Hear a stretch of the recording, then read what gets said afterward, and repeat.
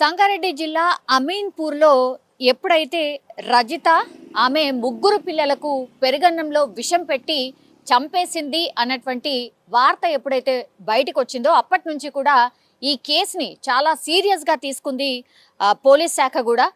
అసలు నిజాలు ఏంటి, ఎందుకని సొంత పిల్లల్ని, అది కూడా ముగ్గురు పిల్లల్ని, కేవలం 12, 10, 8 సంవత్సరాల పిల్లల్ని ఎందుకు చంపేసింది అనేటువంటిది ఒకటి. ఆ తర్వాత ఆమె కూడా ఆ విషం కలిపినటువంటి అన్నం తిన్నది. ఆ తర్వాత ఆమెకు కూడా కడుపు నొప్పి వచ్చిన తర్వాత వాళ్ళ భర్తనే స్వయంగా దగ్గరలో ఉన్నటువంటి ప్రైవేట్ హాస్పిటల్కు తరలించిండు అనేది ఫస్ట్ ప్రాథమికంగా మనకు తెలిసినటువంటి సమాచారం. కానీ పోలీసుల ఇన్వెస్టిగేషన్లో రోజుకో నిజం బయటకు వస్తున్న పరిస్థితి.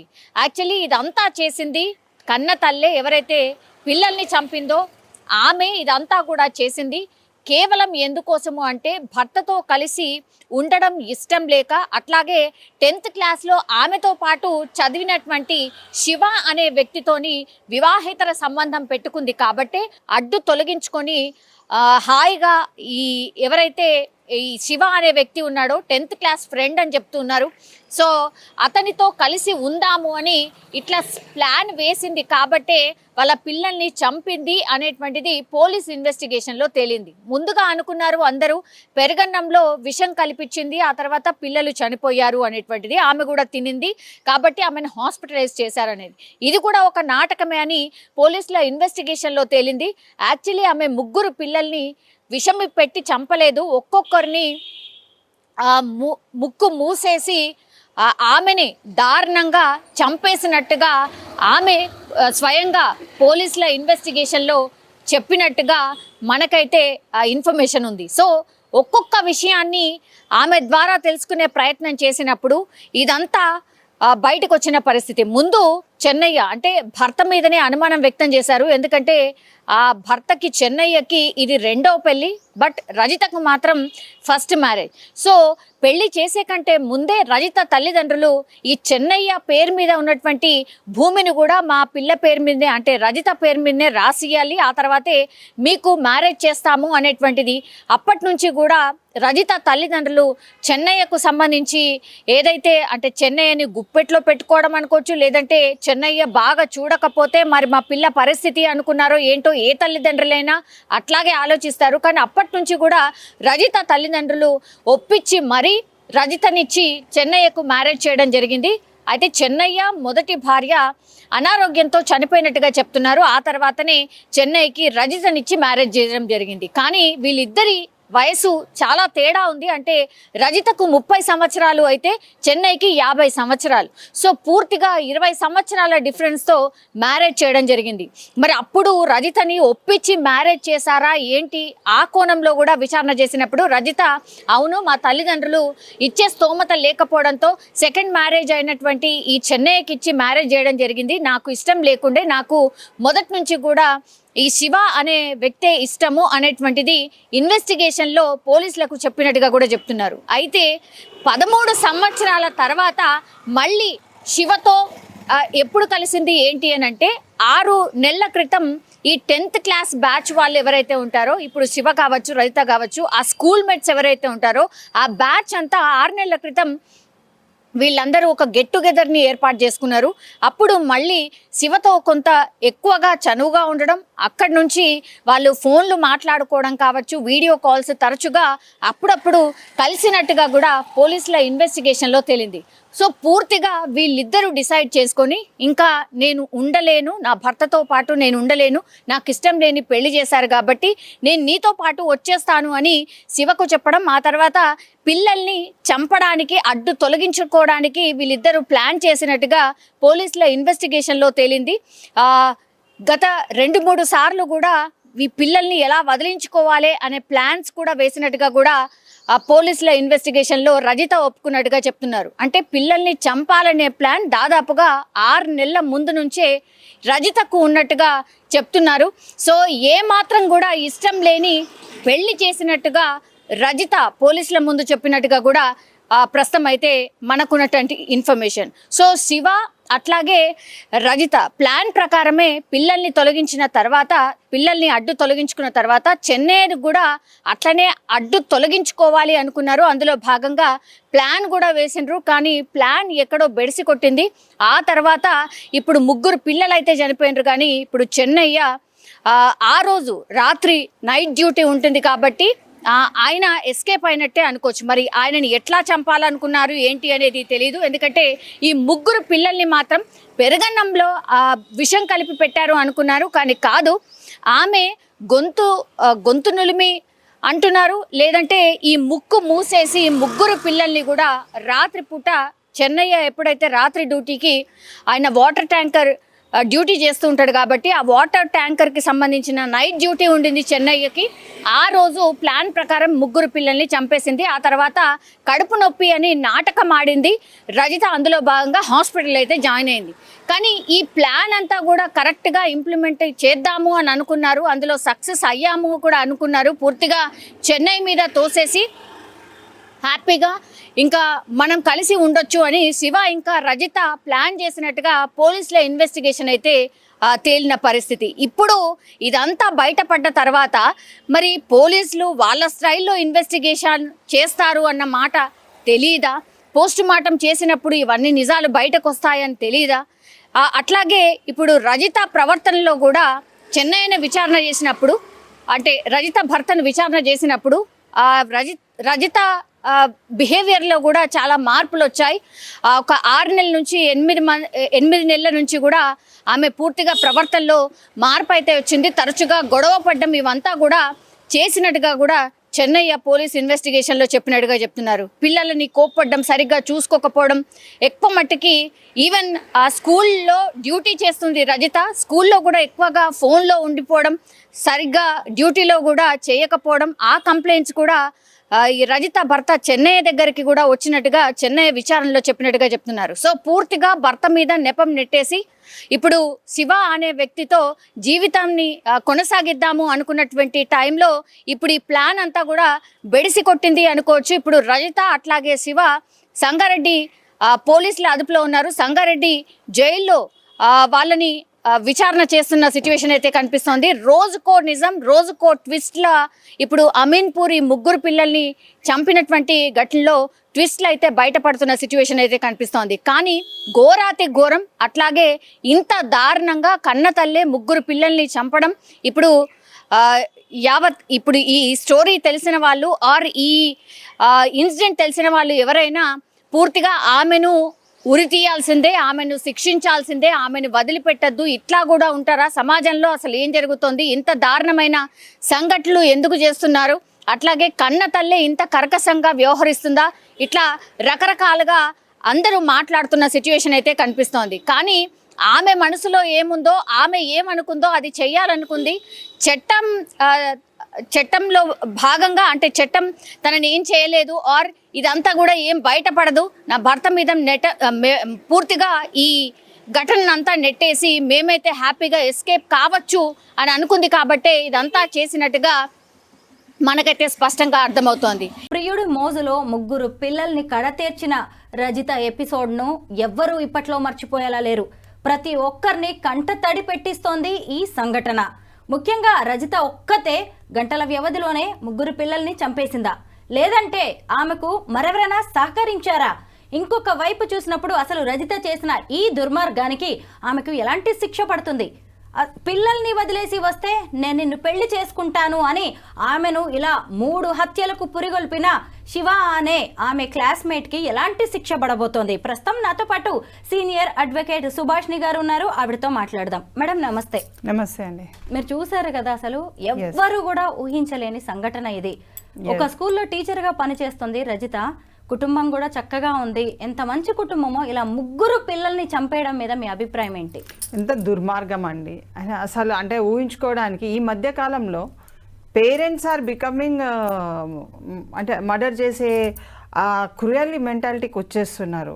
అంటే పరపురుషుడు వచ్చి వాళ్ళతో సంబంధం పెట్టుకోవడమే తప్పు, అది ఎక్కడ కూడా చట్టబద్ధత లేదు. అలాంటిది ఏకంగా పిల్లలే అడ్డం ఉన్నారని చెప్పేసి పిల్లల్ని అలా ప్రాణం తీసేసి అంత క్రూయల్గా వ్యవహరించడం అన్నది సమాజానికి హితం పలకదు. అది చాలా దుర్మార్గమైన విషయము. అందరం కూడా ఖండించాలి. ఎందుకంటే నువ్వు బ్రతుకు, నీకు కావాల్సినంత లావిష్గా, నీకు కావాల్సినంత ఉత్సాహంగా, అంత తీవ్రమైన సంతోషాన్ని ఆ యొక్క వ్యవహారంలో కనిపిస్తుందా అంటే వెళ్ళిపో, చెప్పాలి. లేకుంటే భర్తకి పిల్లల్ని ఇచ్చి వెళ్ళాలి, లేకుంటే అత్తమామలకి ఇవ్వాలి, లేకుంటే ఎవరికన్నా ఇవ్వు. నీకెక్కడిది అధికారము? పుట్టక మాత్రమే నువ్వు ఇవ్వగలుగుతావు. కానీ చట్టబద్ధతోనే ఒక పౌరుడిగా పిల్లలకి బతికే అవకాశం అన్నది చట్టం కల్పించింది కదా. అది ఆ అధికారం ఒక తల్లిగా ఆమె ఎందుకు తీసుకుంటుంది? డెఫినెట్గా దీంట్లో ఏంటంటే ఈ యొక్క మర్డర్లో డెఫినెట్గా థర్డ్ పర్సన్ ఇన్వాల్వ్మెంట్ ఉండి ఉంటుంది. ఎందుకంటే ఒక్కతే అంత ధైర్యం చేసి చంపే అంత కెపాసిటీ ఉండకపోవచ్చు. ఒక తల్లిగా అయినా కానీ వాళ్ళ హెల్ప్ తీసుకుంటేనే అది నిమిషంలోనే అంటే అది ఇది చేయొచ్చు. కానీ ఒక తల్లిగా రోజు స్కూల్స్కి పోయే పిల్లల్ని అంత ఇదిగా కర్కటంగా మారిపోయి ఫస్ట్ ఫుడ్ మీద చెప్పి తర్వాత వేరే విషయాలు చెప్పి, ఒక టీచర్ అండి, టీచర్ పిల్లలకు ఒక అంటే దైవంతో సమానంగా భావించే మనము, నువ్వు ఎప్పుడైనా ఒక పాత్ర, మనం కూడా జీవితంలో ఒక పాత్రధారులమే. ఒక తల్లిగా అయినా, చెల్లిగా అయినా, భార్యగా అయినా, ఒక అత్తగానైనా ఒక పాత్రలు, ప్రతి వ్యక్తి కూడా ఒక పాత్ర పోషిస్తుంటారు. ఆ పాత్రల చట్టబద్ధత అనేది తప్పనిసరి అవసరము. You are a human being, you can't kill it. ఎట్లా చంపేస్తారు పిల్లల్ని? ఏ హోదా నీకు క్రియేట్ చేసింది? ఇప్పుడు మొన్న రీసెంట్గా కూడా భారతీయ న్యాయ సంహిత అనే యాక్ట్ 2023 ఏర్పడ్డప్పుడు అది నువ్వు ఎట్లా మర్చిపోతావు? ఒక యాక్ట్ని ఫార్మేషన్ అయ్యి ప్రజల కోసం మంచి చేయాలనేది పాత యాక్ట్ చాలా ఇదిగా ఉన్నది. కొత్త యాక్ట్లో ఇంకా కొంత ఇంప్రూవ్మెంట్స్ చేసి శిక్షలు కూడా పెంచడం జరిగింది. ఇప్పుడు ఆమె చేసింది మామూలు విషయం కాదండి. నిజంగా ఇలాంటి ఆడవాళ్ళు, ఇలాంటి తల్లులు ఉన్నారనే సుప్రీంకోర్టు కూడా వివాహేతర సంబంధాల విషయంలో కొన్ని సడలింపులు ఇచ్చింది. ఇద్దరికి ఇష్టమైనప్పుడు పెళ్ళైన వాళ్ళైనా సరే అది నేరం కాదు అని కూడా చెప్పింది. అయినా సరే వివాహేతర సంబంధం ఈ రోజు ఒక 3 పిల్లల హత్యలకు దారితీసింది. అయితే మీరు గమనించవలసింది ఏంటంటే ఆ ఒక్క కేసులో ఇచ్చిన ఆ జడ్జిమెంట్ని మొత్తం యావత్ భారతదేశంలో ఒక ఇల్లీగల్ ఇంటిమసీ కానీ ఇల్లీగల్ రిలేషన్స్ పెట్టుకోవచ్చు అని పబ్లిసిటీ చేస్తున్నారు. అలాంటిది ఉండదండి. ఎక్కడైనా ఖండించవలసిందే. నన్ను ఒక వ్యక్తి మోసం చేస్తున్నాడు, మోసపడిపోతున్నాను, లేకుంటే ఒక కుటుంబాన్ని మోసం చేస్తున్నారు, ఒక రిలేషన్తోని ఒక ఇల్లీగల్గా మనము రిలేషన్ని మామూలు రిలేషన్ అంటలేము కదా, ఇల్లీగల్ ఎందుకు అనుకుంటున్నాము? లీగల్ రిలేషన్ అనొచ్చు కదా, మళ్ళీ దానికి పెద్ద పేరు పెట్టనవసరం లేదు. ఇల్లీగల్ అని, ఇల్లీగల్ అన్నప్పుడు ఇట్ ఈస్ నాట్ లీగల్ అనేది ఆ వర్డ్లోనే పరిపూర్ణత ఉంది కదా. ఇల్లిసిట్ అఫైర్ అంటాం. అప్పుడు మీకు కోర్టు పర్మిషన్స్ ఏమి ఇవ్వలేదండి. ఇక్కడ మనం గమనించుకోవాల్సింది ఏంటంటే ప్రతి ఒక్క పౌరులు కూడా ఆ కోర్టు అధికారపూర్వకంగా మీకు ఏదో అంటే చేసుకోండి, మీరు ఇలా ఉండండి అని చెప్పట్లేదు. ఆ కేసులో అలా ఉండే ఆ జడ్జిమెంట్ ఇచ్చిండ్రు, అదే వ్యవహారం ఇంకో జడ్జిమెంట్ ఉండాలని లేదు, కేసు మారిపోతుంది. కాబట్టి ప్రజలు కూడా ఇక్కడ వివాహం చేసుకున్న వాళ్ళు ప్రతి ఒక్కరు కూడా నేను పెట్టుకోవచ్చు ఇంకో సంబంధం అన్నప్పుడు నీ భర్త గురించి నువ్వు ఆలోచించవలసిన అవసరం ఉన్నది. పిల్లల గురించి, సమాజం గురించి డెఫినెట్ గా ఆక్రోశం అన్నది అందరికి వస్తుంది, కోపం అన్నది అందరికి వస్తుంది. అన్ని విధాలల్లో భరించుకుంటూ సమాజంలో కుటుంబాన్ని నడపడం అది ఒక పెద్ద గొప్ప విషయం. ఎందుకంటే సముద్రాన్ని దాటగలం కానీ సంసారాన్ని దాటలేమన్న ఒక భావన ప్రకటన అనేది పెద్దవాళ్ళు ఎప్పటి నుంచో చెప్తున్నారు. అలాంటిది ఒక వ్యక్తితోని వివాహితర సంబంధం పెట్టుకొని ఆ మోజులో నీ పిల్లల్ని చంపడం అన్నది చాలా నేరమైన విషయం. అది మనం ఎవరం కూడా దాన్ని సపోర్ట్ చేయవలసిన అంత అవసరం లేదు. ఆ అమ్మాయికి కానీ అతను కానీ శివ కానీ ఆమె రజిత కానీ they are known to be the murderist. అది అసలు చాలా ఘోరమైన అపకారం అన్నది పిల్లలకు చేయడం జరిగింది.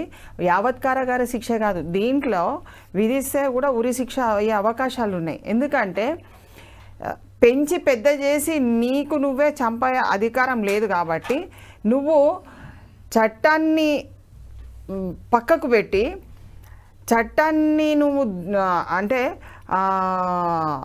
చట్ట ప్రకారం నువ్వు బ్రతకకుండా పిల్లల్ని చంపడం అంటే రియల్లీ ఇట్ ఈస్ అసలు మనం ఆలోచన కూడా మనకు తట్టదండి.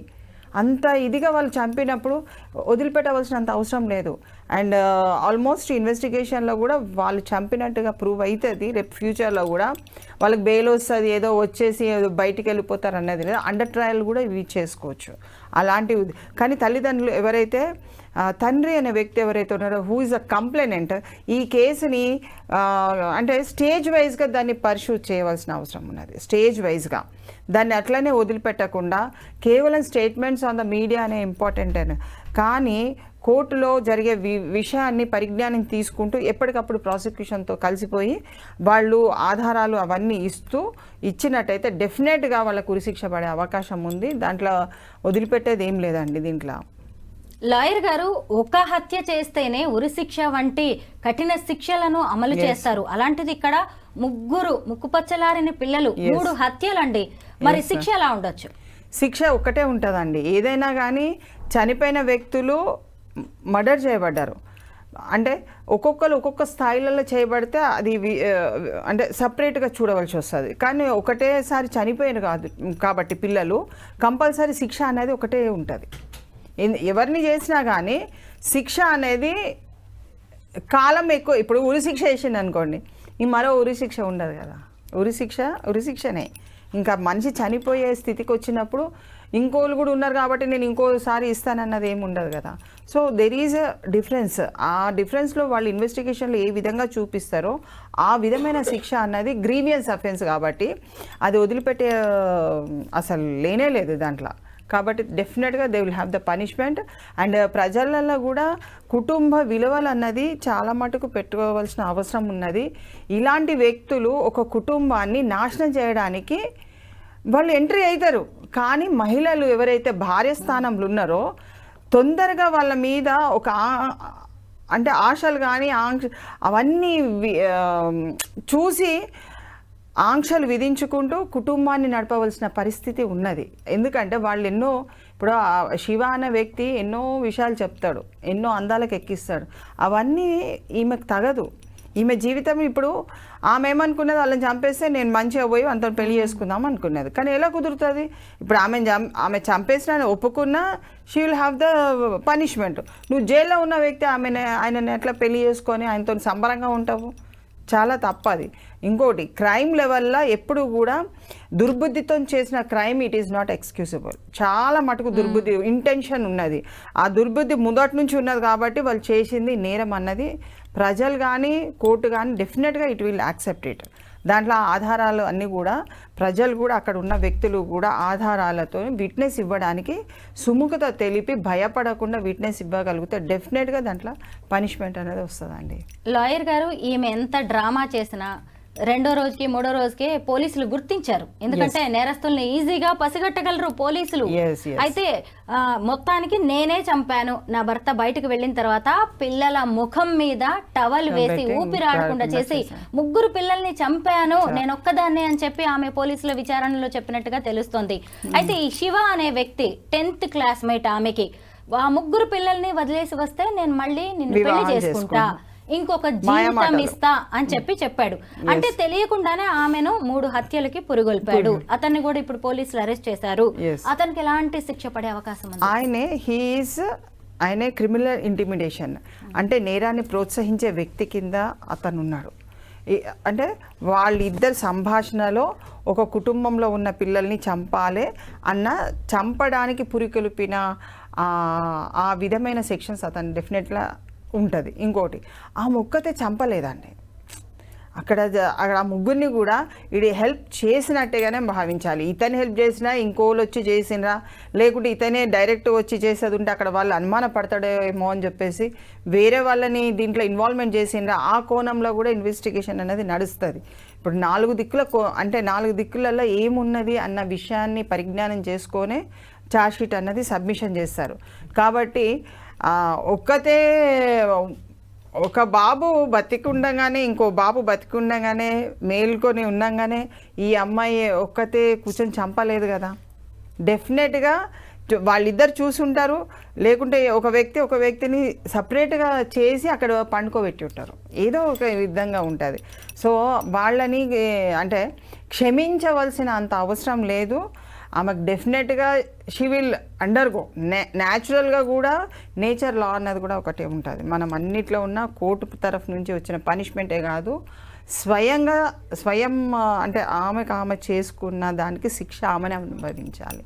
ప్లస్ ఎందుకంటే ఒక వ్యక్తి నిన్ను అంత ఇదిగా నీ పిల్లల్ని నీకు చెప్పుకోవడానికి అతను నీకు ప్రోత్సాహం ఇస్తున్నంటే కొంచెం తెలివి ఉపయోగించుకొని తెలివి తక్కువ తనాన్ని ప్రదర్శించడం కంటే అయ్యో నా పిల్లలు కదా నేను ఎందుకు చంపాలి, నువ్వు లేకున్నా పర్వాలేదు నేను నా పిల్లలతో బ్రతుకుతా అని ఆ మహిళ ముందుకు వచ్చేది ఉంటే సమాజం అప్రిషియేట్ చేయగలుగుతుంది.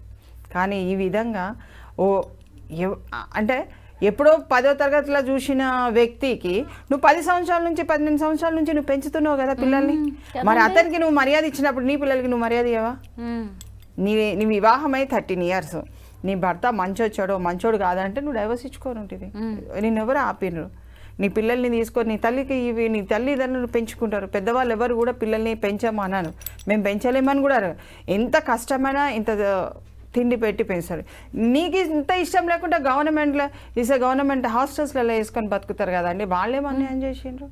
Government is there to take care the children కదా. అసలు ఆయన భర్తే చెప్తున్నాడు కదా, అసలు చెన్నయ్య అని రజిత భర్తే అంటున్నాడు, నీకు ఇష్టం లేకపోతే ఆ పిల్లల్ని నాకు ఇచ్చేసినా వదిలేసినా నువ్వు వెళ్ళిపోయినా నేను బంగారంలా పెంచుకునేవాడిని కదా అంటున్నాడు. ఎస్ ఆయన మొన్న రీసెంట్గా కూడా ఒక 2-3 months బ్యాక్ కూడా నేను చూసినాను. ఒక ఊరు నుంచి ఆమె 2 పిల్లల్ని వదిలిపెట్టేసి ఇంకో అతనితో వివాహేతర సంబంధం పెట్టుకొని వచ్చేసింది హైదరాబాద్కి. నాకు పిల్లలు వద్దన్నది, ఆ హస్బెండ్ తీసుకొని వెళ్ళిపోయాడు.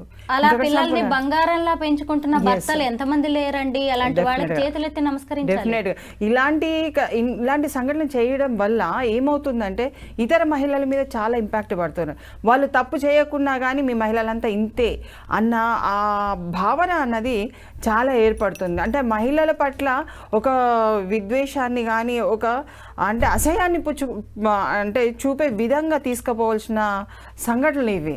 కాబట్టి మహిళలు ఎప్పుడైనా జాగ్రత్తగా ఉండి మీరు చేసే కార్యము సమాజానికి హితము చెప్పాలి తప్ప ఇలాంటి దుష్ప్రచారాలు ఇతర మహిళలు బతకకుండా చేయొద్దు సమాజంలో. అది చాలా ఘోరమైన పని.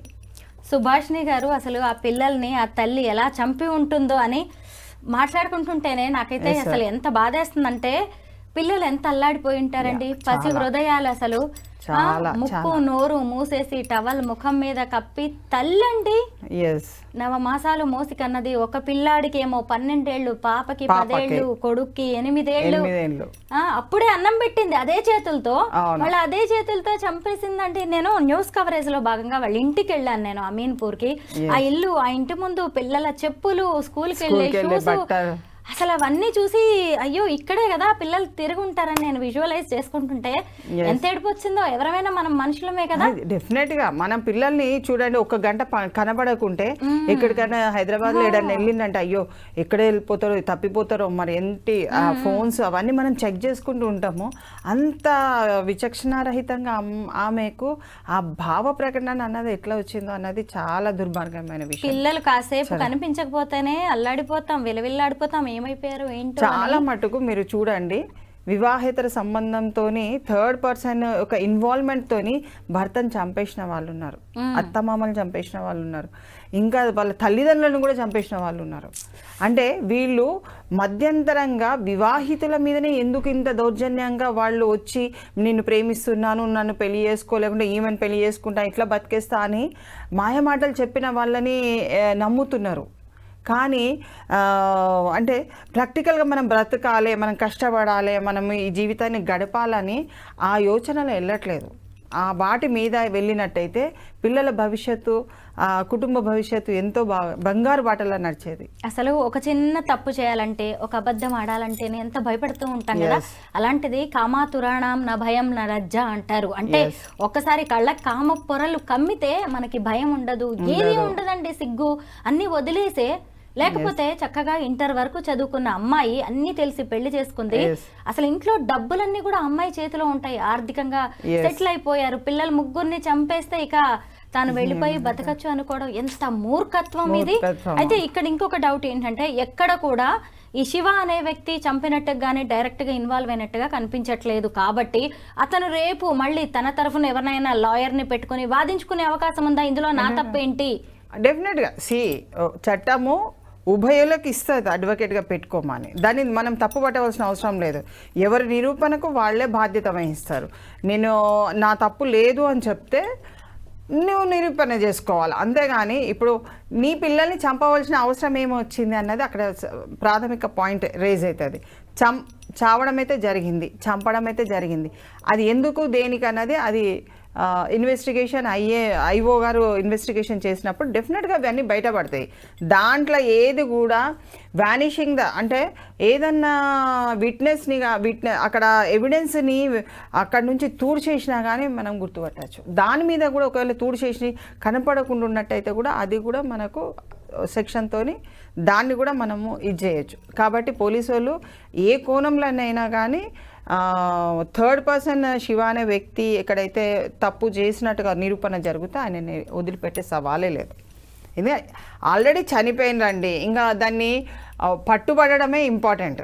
ఆల్రెడీ వాళ్ళు జైలుకి వెళ్ళడం జరిగింది కాబట్టి మనము ఏ విధంగా కూడా కక్ష సాధింపు చర్యలు అన్నది మనము వాళ్ళని ఎన్కౌంటర్స్ చేయాలను, లేకుంటే అలాంటి అంటే వాళ్ళు బతకద్దు అన్న కక్షలు పెట్టుకోవద్దు. ఎందుకంటే మనం ఇంపార్టెంట్ కదా, మనం బతకడం కూడా ఇంపార్టెంటే. మన ప్రాణాన్ని మనం తీసుకోలేము, అతను తీసిండని చెప్పి మన ప్రాణాన్ని మనం తీసుకోలేము కదా.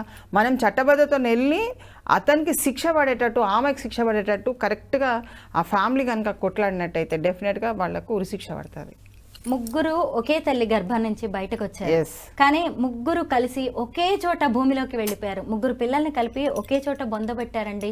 వాళ్ళ బంధువులు ఆ తండ్రి దాని మీద పడి ఏడుస్తుంటే నిజంగా మనం ఎవ్వరం కూడా జీర్ణించుకునేలాగా లేదు. మరి ఆ తల్లి ఇవన్నీ ఆలోచించలే. చూడండి, నేనే తెలియని అనుకుంది, పైగా పిల్లల్ని చివరి చూపు చూడడానికి కూడా రానంటే రానంది. ఆమె ఆమెని తీసుకెళ్ళడం కూడా వెహికల్లో తీసుకెళ్తుంటే కూడా అసలు ఆమెకి ఏం తెలియనట్టు. అంటే ఇక్కడ ఏం అర్థమవుతుంది, చంపిన వాళ్ళు ఒకరై ఉంటారు, ఈమె జస్ట్ దాన్ని స్పెల్ అవుట్ చేస్తుందేమో నేనే చేసిన అని చెప్పేసి. ఎందుకంటే చాలా మటుకు నేరాలు ఏ వ్యక్తి అయితే నేరం చేస్తారో 100% ఒక తప్పు చేసిన భావన అన్నది కనబడుతుంది ఏ వ్యక్తికైనా కానీ, మర్డరిస్ట్. శివ అనే వ్యక్తి కోసం ముగ్గురు పిల్లల్ని చంపడానికి కూడా వెనకాడని రజిత అతన్ని కాపాడే ప్రయత్నం చేస్తోందంటారా? డెఫినెట్గా. ఒకవేళ దీంట్లో రెండు విధాలుగా మనం తీసుకున్నట్టయితే శివ అనే వ్యక్తి మర్డర్ చేసి ఈమె మీద వేసుకుంటుందేమో. ఎందుకంటే తల్లి ఎప్పుడు కూడా చాలా మటుకు మనం మామూలుగా చూసిన ఏ కేసెస్ను కూడా తల్లి చంపితే కంపల్సరీ ఆమెలో ఒక భావన ఉంటుంది, బాధ, రిపెంటేషన్ అన్నది చాలా ఉంటుంది. అయ్యో నేను అనవసరంగా చంపినా కదా అన్న అసలు ఆమె ఒక బాధ కూడా లేదు. అసలు ఆమె కననట్టే ఆమె వ్యవహరిస్తున్నది. అందుకని ఇద్దరి ఇన్వాల్వ్మెంట్ దీంట్లో ఉన్నది. మూడో వ్యక్తులు కూడా ఉండొచ్చు, చెప్పలేము. కానీ ఇప్పటికైతే ఇద్దరి ఇన్వాల్వ్మెంటే చూపిస్తున్నారు. ఎందుకంటే సజెషన్ పార్ట్ చేసుకుంటారా ఏమవుతుంది అనేటోళ్ళు కొంతమంది ఉంటారు. వితౌట్ ద సపోర్ట్ ఆఫ్ పక్కన వాళ్ళది ఎవరిది సపోర్ట్ లేకుండా ఇంత ధైర్యం చేయలేరు. కాబట్టి లోకల్గా ఉన్న వాళ్ళు పరిపూర్ణంగా ఈ కేసుకు సహకారం అందిస్తే డెఫినెట్గా they will be good result. Subhashini గారు రజిత భర్త ఎవరైతే ఉన్నారో చెన్నయ్య, ఆయనకి బాగా ఆవేదనలో ఉన్నారు. అసలు ఆయన ఊహించుకోలేని దెబ్బ, ఇంకా అసలు అతను కోలుకోలేని దెబ్బ ఇది. ఎందుకంటే మొదటి భార్య డెలివరీలోనే చనిపోయింది. 20 ఏళ్ల ఏజ్ గ్యాప్తో ఈ అమ్మాయిని తెలిసిన అమ్మాయి అని చెప్పి 2 ఎకరాలు ఆమె పేరు మీద పెట్టి మరి ఆయన పెళ్లి చేసుకున్నారు. ఇప్పుడు ఆయన ఎంత ఏడుస్తున్నాడంటే అసలు అతనితో మాట్లాడాలంటే కూడా మనలాంటి వాళ్ళకే ధైర్యం సరిపోవట్లేదు. నా పిల్లల్ని నాకు వదిలేసినా బాగుండేది అని చెప్పి అనడమే కాకుండా వాళ్ళిద్దరిని ఎన్కౌంటర్ చేయాలని ఆయన డిమాండ్ చేస్తున్నారు. కానీ చట్టం, న్యాయం అనేవి ఉన్నాయి. అంటే ఆవేదనతో, బాధతో ఎవరైనా అలా అనొచ్చు. కానీ అవును, అయితే ఇక్కడ 2 ఎకరాలు ఇచ్చిండ్రు అని చెప్పేసి చెప్తున్నారు కదా, అది కూడా వాపస్ తీసుకోవచ్చు ఒకవేళ. ఎందుకంటే టర్మ్స్ అండ్ కండిషన్స్ ఫుల్ఫిల్ కాలేదు కాబట్టి నువ్వు నా భార్య వస్తానని, నా పిల్లల్ని, నా కుటుంబాన్ని నువ్వు రక్షించుకుంటావని నువ్వు చేసుకున్నావు. కానీ అది మధ్యంతరంగానే దాని యొక్క బాధ్యత అన్నది అది కండిషన్ అన్నది పోయింది. కాబట్టి వాళ్ళు కోర్టులో పిటిషన్ వేసి కూడా ఆ భూమి పైన కూడా వాళ్ళు కొంచెం గట్టిగా కొట్లాడి మంచి అడ్వకేట్ని పెట్టుకొని కొట్లాడి ఆ భూమిని కూడా వాళ్ళు తీసుకునే అవకాశం ఉంటుంది. ఎందుకంటే అది ఆమె పేరు మీద రాసింది కాబట్టి వీళ్ళదే ఉంటే డెఫినెట్గా దే విల్ హ్యావ్ దట్. కానీ ఎన్కౌంటర్ సిస్టమ్ అన్నది ఇలాంటి వాటిల్లో ఎన్కౌంటర్ చేసే అంత లేదు. ఎందుకంటే ఆల్రెడీ సరెండర్ అయిపోయిండ్రు, వెళ్ళిపోయిండ్రు. కాబట్టి మానభంగాలల్లో వచ్చే ఆ ప్రవర్తన వేరు, అది చాలా డేంజర్గా ఉంటుంది. కాబట్టి వాటిల్లో ఏదంటే చూసి ఎన్కౌంటర్స్ వాళ్ళు పరిగెత్తి లేదో ఏదో విధంగా వాళ్ళని ఇచ్చేసే అవకాశం ఉంటుంది.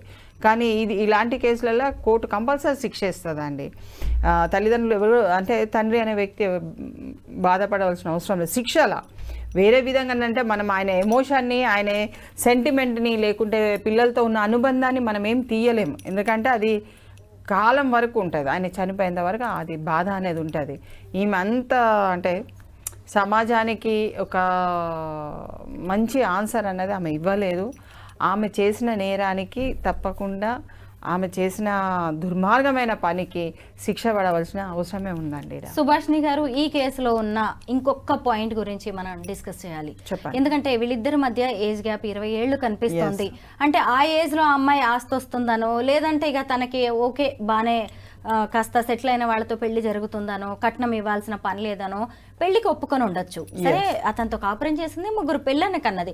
కానీ ఎప్పుడైతే రీయూనియన్ పేరుతో తన క్లాస్మేట్ మళ్ళీ 3 నెలల క్రితం ఆమె జీవితంలోకి ఎంటర్ అయ్యాడో, ఇక అప్పుడు నేనేంటి, నా క్లాస్మేట్ కి ఏమో పెళ్లి కాలే, నేనేంటి 3 పిల్లల తల్లిని, పైగా నా భర్త చూస్తేనేమో అంత వయసు, ఇతనితోనేమో కొత్తగా, అంటే అతని ఆలోచనలు ఎలా ఉంటాయో ఈమెది కూడా అలాగా.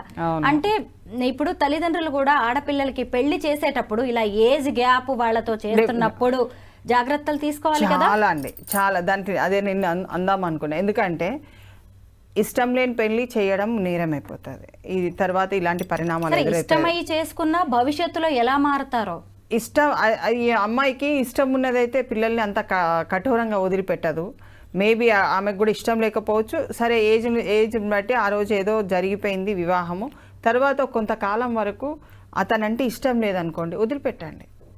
క్లియర్గా చెప్తున్నాము, వదిలిపెట్టండి. పిల్లల్ని చంపకండి, వదిలిపెట్టండి. కూర్చోండి, కౌన్సిలింగ్ తీసుకోండి, మీడియేషన్లో కూర్చోండి. కోర్టులో కూడా లీగల్ సర్వీసెస్ అథారిటీ ఉన్నది, ఫ్రీగా చేస్తారు వాళ్ళు. ఆడ ఒక అప్లికేషన్ ఇచ్చుకుంటే నాకు నా భర్తతో ఉండాలని లేదు అని పెట్టండి. భర్తలు కూడా నా భార్యతో ఉండాలని లేదు పెట్టండి, అప్లికేషన్స్ పెట్టుకోండి, ఫ్రీగా కౌన్సిలింగ్ తీసుకోండి, మీడియేషన్లో కూర్చోండి, సెటిల్ చేసుకోండి. మీరు చంపితే మీరు ఈ సమాజానికి మానవ విలువలు అన్నది తక్కువ చేస్తున్నారు. మానవత్వాన్ని మర్చిపోయి ప్రవర్తించండి అని అంటే నాకు చెప్పస్తలేదు, కానీ చాలా కఠోరమైన నిర్ణయాలు తీసుకుంటున్నారు. క్రైమ్ని పెంచి పోషిస్తున్నారు. ఇప్పుడు మనము గ్లోబల్ టు విలేజ్ అని వెళ్తున్నాం. అంటే ప్రపంచమే ఒక కుటుంబంగా భావించే తరుణంలో నువ్వు ఇలాంటి హైదరాబాద్ అని తెలంగాణ చాలా డెవలప్డ్ ఏరియా కింద వస్తున్నది, ప్రపంచంలో పేరుగాంచిపోతున్నది. ఆ పేరుని ఎందుకు తీసేస్తున్నారు? మనం ప్రవర్తన అన్నది కుటుంబం నుంచే మన పేరు ప్రతిష్ట అన్నది పోతుంది. కేవలం కంపెనీస్ డెవలప్మెంట్లో పోదండి. ఇలాంటి క్రైమ్ లెవెల్ కూడా ప్రపంచంలో చూస్తారు. ఇక్కడ హైదరాబాద్లో క్రైమ్ పెరిగిందా, సంగారెడ్డిలో క్రైమ్ పెరిగిందా, లేకుంటే తెలంగాణ వరంగల్లో క్రైమ్ పెరిగిందా, అంతటా కూడా ప్రపంచవ్యాప్తంగా ఉన్న బిజినెస్ మ్యాగ్నెట్స్ అందరూ కూడా అబ్జర్వేషన్ చేస్తారు.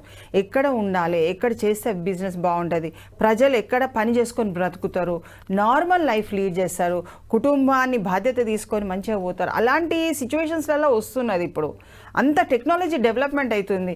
దాన్ని తీసుకొని నా జీవితాన్ని అభివృద్ధి చేసుకోవాలి. కానీ ఇలాంటి చర్యలకు ఎప్పుడు కూడా తల్లిదండ్రులు కూడా వివాహం చేసే టైంకి కూడా పిల్లల ఏజ్ గ్యాప్ని కూడా వాళ్ళు ఇద్దరు భర్త ఏజ్ భార్య ఏజ్ కొంత సడలింపు ఉండాలి. కానీ మరీ 20-25 సంవత్సరాలు ఉండవలసినంత అవసరం లేదు. అప్పుడంటే పూర్వకాలం వేరే ఉండే, అప్పుడు స్థితిగతులు వేరే ఉండే, పిల్లల్ని పెంచడం కష్టం ఉండే. ఎవరన్నా వాళ్ళ మీద కన్ను పడుతుందేమో, అమ్మాయిని తీసుకెళ్తారేమో, ఎప్పుడు మేము కాపాడలేమో, కాబట్టి ఈ ఇంట్లో మా పిల్లని ఇచ్చేస్తే వాళ్ళే భరించుకుంటారు అనేది అప్పుడు ఇచ్చేవారు పిల్లని. ఇప్పుడు అలాంటి సిచ్యువేషన్స్ లేవు కదండి. పిల్లలందరూ చదువుకుంటున్నారు, మంచిగా చదువుతున్నారు. అమ్మాయి అయితే చాలా బాగా మంచిగా చదువుకుంటున్నది. రెండో అమ్మాయి అనుకుంటే చాలా బాగా చదువుతున్నది. మరి చదివే పిల్లల్ని మీరు చంపేసుకున్నారంటే you don't have a heart. అంటే నీకు ఒక హృదయం లేదు, ఒక పిల్లల్ని పెంచి పోషించాలి అన్న ఆ తత్వాన్ని మర్చిపోయి లైంగికంగా సుఖం కోసమో లేకుంటే ఫ్రెండ్ అని చెప్పేసి కాదు, ఇక్కడ వివాహం చేసుకుందామని నీకు ఒక తలంపుతోని వివాహేతర సంబంధంతోని పిల్లల్ని మర్డర్ చేసిన కేసు ఇది. సుభాష్ని గారు, ఇలా ఇల్లిసిట్ ఫైర్స్ పెట్టుకున్న ఆడవాళ్ల మెంటాలిటీ ఎంత క్రూయల్ గా తయారవుతుందో. ఈ మధ్య వరంగల్లో డాక్టర్ సుమంత్ రెడ్డి అనే వ్యక్తిని భార్య flora Mariya government college lecturer ఎంత దారుణంగా స్కెచ్ వేసి చంపిందండి. ఇక్కడ చూస్తే రజిత తన చేతులతో తానే 3 పిల్లల్ని చంపేసింది. వీళ్ళు చూడండి విడాకులు తీసుకోరు, ఎందుకంటే సమాజం వాళ్ళని మళ్ళీ తప్పుపడుతుంది. ఆస్తి రాదు, మళ్ళీ వీళ్ళకి సింపతి కావాలి, మళ్ళీ అదే లవర్ తో వెళ్ళిపోయి మంచిగా 2వ పెళ్లి చేసుకోవాలి, వాళ్ళతో సంతోషంగా ఉండాలి. ఫస్ట్ భర్త లేదంటే ఆ పిల్లల్ని చంపడం వల్ల వచ్చిన ఆస్తిని తీసుకొని వెళ్ళి అంటే సమాజంలో మళ్ళీ మంచి మహిళలుగా గుర్తింపు కావాలి, కొత్త జీవితాన్ని వాళ్ళు ప్రారంభించాలి. కానీ ఇక్కడ మరొకరి జీవితాలని నాశనం చేయాలి. మళ్ళీ డ్రామాలు, పోలీసులు పట్టుకోలేరు, కోర్టులు పట్టుకోలేరు, న్యాయస్థానాలు ఎవరు వీళ్ళని గుర్తించలేరు అన్నమాట. కుటుంబ సభ్యులు, భర్త కూడా అంటే ఎంత అతిగా తమను తాము ఊహించుకుంటున్నారు. ముఖ్యంగా వీళ్ళకి చట్టాల పట్ల, పోలీసుల పట్ల సరైన అవగాహన లేక అంటారా? భయం లేదు. ఎందుకంటే ఇప్పుడు ఇంత కొత్త చట్టాలు వచ్చిన తర్వాత న్యాయస్థానం వాళ్ళు అనేక విధాలుగా అనేక గ్రామాలు తిరిగి కూడా అవేర్నెస్ ఇస్తున్నారు. మనము భారతదేశంలో ఒక లోపం ఏంటంటే చట్టాలు మనల్ని ఏం చేయవు, ఏమవుతుంది ఎవరి పక్కన అంటే పిల్లి కళ్ళు మూసుకొని పాలు తాగితే ఎట్లుంటుందో అట్లనే ఇంకా అంటే 50 సంవత్సరాల క్రితం ఉన్న టెండెన్సీని ఇంకా ఇప్పుడు కూడా క్యారీ చేస్తున్నారు. అది కాదు, చట్టాలు బలంగా ఉన్నవి, చట్టాలు కంపల్సరీ శిక్ష వేస్తాయి. మీరు చాలా కోట్లలో మీరు చూడండి, చాలా శిక్షలు పడ్డాయి, యావత్ కారాగార శిక్షలు పడ్డాయి, చాలామంది పేపర్లో కూడా వచ్చింది. కానీ వీళ్ళకి ఎందుకు అర్థమవుతలేదు? పిల్లి కళ్ళు మూసుకొని తాగినట్టే వీళ్ళు కూడా వివాహేతర సంబంధాలు కళ్ళు మూసుకొని చేసినట్టే అనిపిస్తున్నది. కానీ ఇలాంటి వారికి ఇక్కడ మహిళనే చూడొద్దు, ఆడ పురుషుడు కూడా ఆయన తప్పు చేసిండు. అది శివ అనే వ్యక్తి కూడా తప్పులో పడ్డారు. ఆమె వివాహం జరిగింది, 3 పిల్లలు ఉన్నారు. అతను నేను వివాహం చేసుకోలేదు కాబట్టి నేను ఇతను ఒక ఫ్రెండ్గానే ఉంటానన్న విషయాన్ని అక్కడ కనుక బలంగా చెప్పినట్టు అంటే ఈమె ఈ స్టెప్ తీసుకునేది కాదు. ఆయన గ్రీన్ సిగ్నల్ ఇవ్వడం మూలాన ఈమె స్టెప్ తీసుకొని ఇంట్లో వాళ్ళందరినీ చంపేయడం అన్నది అది ఘోరమైన విషయం. అది రేపు అసలు భర్తని ఏం చేసేదో ఆమె అన్నట్టుగా అనిపిస్తుంది. డెఫినెట్ గా ఇంకా అసలు ఇంకా అంతే కదా. ఈ పిల్లల్ని 3 చంపిన తర్వాత దొరక్కపోతే ఆమె ఆలోచనలు ఇంకా ఎలా ఉండేవో అసలు నిజంగా వి హ్యావ్ టు అది మనం ఖండించాలి. ఈ రోజు పరిస్థితులు అట్లా వచ్చినాయి, మనం ఖండించవలసిన పరిస్థితి వచ్చేసింది. నిజంగా ఈ రోజు ఈ రజిత విషయంలో ఇంతసేపు ఒక సీనియర్ లాయర్ గారితో ఇంత డిస్కషన్ చేయడం వెనక ఉన్న ఉద్దేశం ఒకటే. ఎందుకంటే ఇలాంటి రజిత లాంటి వాళ్ళు కావచ్చు, ఫ్లోరా మరియా లాంటి వాళ్ళు ఇంకా చాలా మంది మన చుట్టూ ఉన్నారు. ఏదైనా సరే బయటకు రానంత వరకే సీక్రెట్గా ఉంటుంది. పిల్లి కళ్ళు మూసుకొని పాలు తాగుతుంది అంటారు కదా, తనను ఎవరు చూడలేదు అనుకుంటుందంట. సరే, మీ వ్యవహారాలు ఏమైనా ఉంటే వాటిని లీగల్గా ఆ బంధాలని భర్తతో కావచ్చు, పిల్లలతో కావచ్చు, లీగల్గా తెగదింపులు చేసుకునే ప్రయత్నం చేయండి. అంతేగాని భర్తని, పిల్లల్ని లేదంటే ఇంకా కుటుంబ సభ్యుల్ని చంపే హక్కు మీకెవరిచ్చారు? ఆ పోలీసుల్ని, న్యాయస్థానాలని, సమాజాన్ని అస్సలు తక్కువ అంచనా వేయకండి. చూశారు కదా చట్టాలు ఎంత స్ట్రిక్ట్గా ఉన్నాయో. అసలు సమాజం ఏమన్నా ఇలాంటిని వెనకేసుకొచ్చే పరిస్థితి ఉందా? లేనే లేదు. మళ్ళీ రేపు ఇవాళ కాకపోయినా రేపైనా మీరు చేసిన తప్పులు బయటపడకపోవు. పైగా ఇదే సమాజం మధ్యలో మళ్ళీ మీరు తలెత్తుకొని తిరగడం అంటే జరిగే పని కాదు. Thank you so much Subhashini గారు.